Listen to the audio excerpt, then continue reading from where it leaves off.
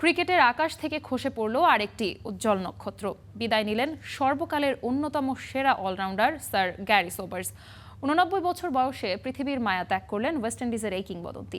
তার মৃত্যুতে ক্রীড়াঙ্গন জুড়ে শোকের ছায়া। শোক জানিয়েছে Bangladesh cricket board, BCB. Cricket ইতিহাসে কিছু নাম সময়কে ছাড়িয়ে যায়। স্যার গ্যারি সোবার্স ছিলেন তেমনই এক কিংবদন্তি। মাঠে নামলেই যেন একাই বদলে দিতে পারতেন ম্যাচের গল্প। বাঁহাতি ব্যাটিং, পেস ও স্পিন দুই ধরনের বোলিং, সঙ্গে দুর্দান্ত ফিল্ডিং। একজন ক্রিকেটারের মধ্যে এত বৈচিত্র্য খুব কমই দেখা গেছে। ১৯৫৪ সালে টেস্ট অভিষেকের পর শুরু হয় এক গৌরবময় যাত্রা। ৯৩ টেস্টে করেন ৮,০৩২ রান, গড় ৫৭.৭৮, আছে ২৬টি সেঞ্চুরি।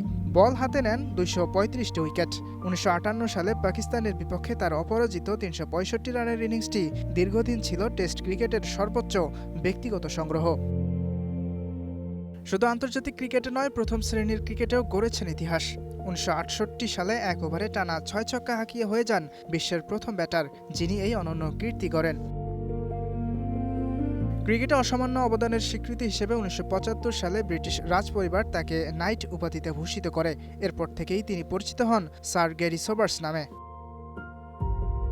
তার মৃত্যুতে শোক প্রকাশ করেছে ক্রিকেট ওয়েস্ট ইন্ডিজ, আইসিসি ও বিশ্বের বিভিন্ন ক্রিকেট বোর্ড।